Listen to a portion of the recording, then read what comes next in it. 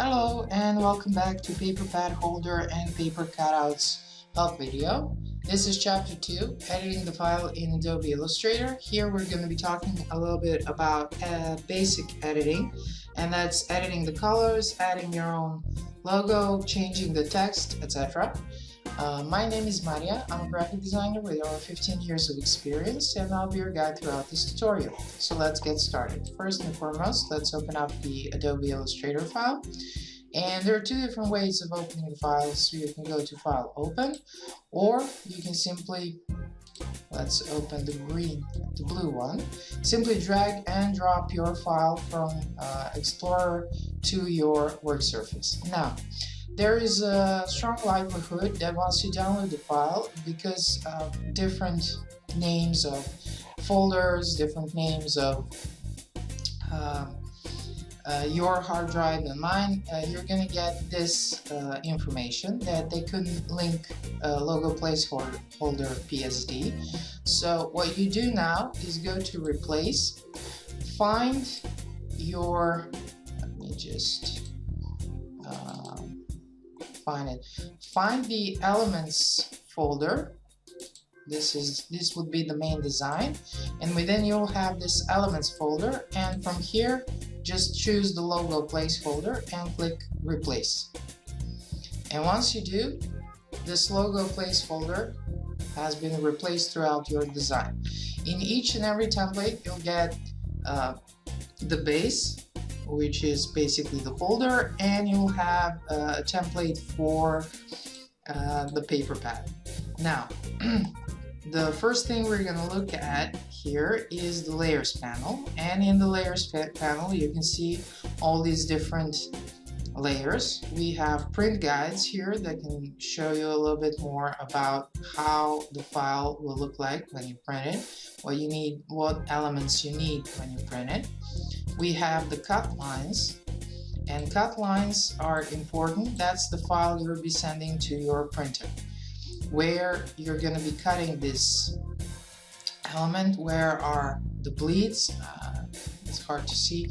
Yes, here are the folds.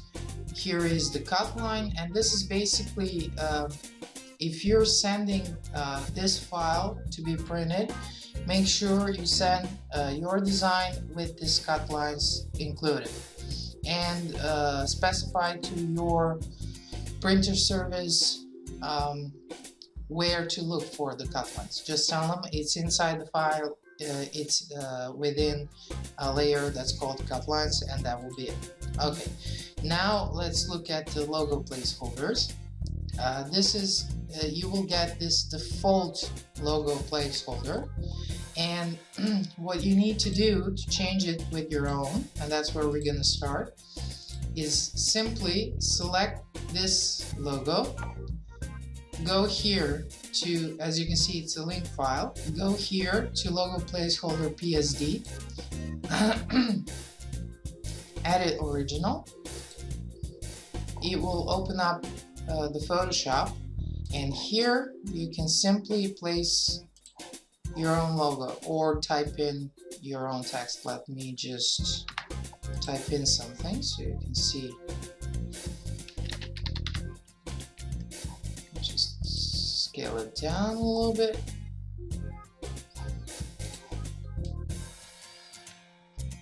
Okay, so once I save this, it will change. You will get this information. Some files are missing or modified in the links panel. Would you like to update them now? You say yes, and voila, you have your own logo here.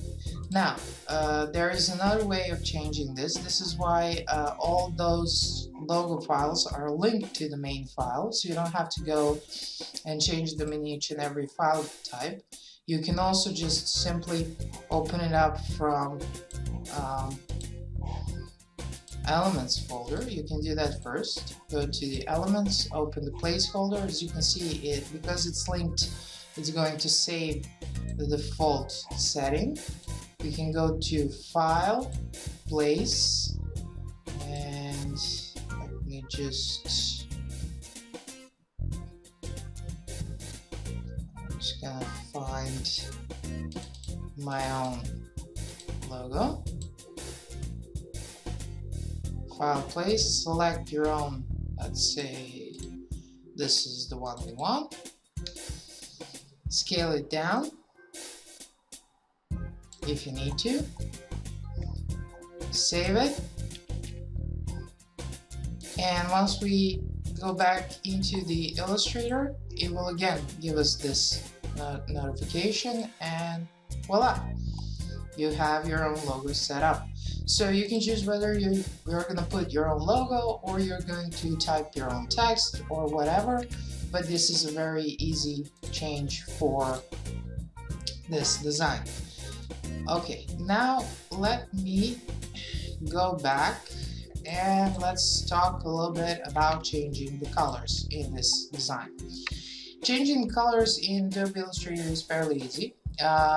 If you see these, notice that these swatches have this little white triangle in the bottom, and basically what it means is these are what's called linked colors or global colors. And what that allows you to do is, instead of, let me just close the cut lines, instead of going to each and every element, changing each and every individual colors, you can just simply double click on the color you wish to change, and let's say we want to make it from blue to green, and click OK, and voila, everything that was that previous blue color is now green. I'm just going to simply go through the motions and change that. If you want to see the preview of how the color would look, just simply click on this little checkbox here that says preview. And finally, we go to here, and here we go. We've got our entire color scheme changed in less than, what, 3 minutes. So that's it. That's the changing of colors. Of course, if you want to change, you can see that even the gradients have been changed automatically, and that's because the gradients were created from these global colors, so you don't have to worry about changing them individually.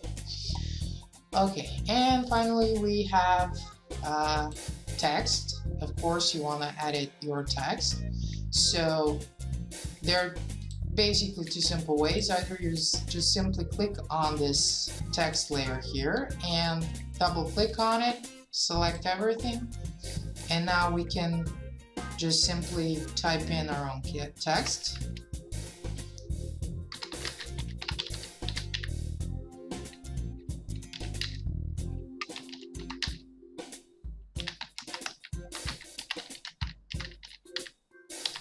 And we can add a little bit of this, and then I'm going to just copy everything, and I'm just going to click pasting it. If you want to have one text in, so, and voila. Now let's say you want to have all those texts in all caps, so what you can do is select all, go to type, change case, and let's say uppercase, and voila, we have them all in the uppercase. You do the same thing here for your company name. You can type in, say, design, street, address,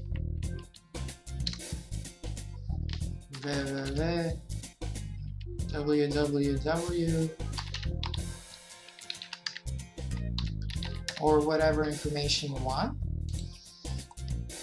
and you're done. You do the same thing here for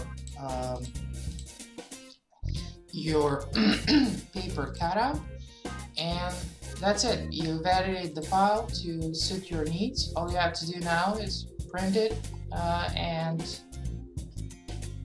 make it your own. Now, one more little thing. All the files, all these paper cutouts have been left at 100%. So you can talk to your printer and see how strong or how low the color has to be.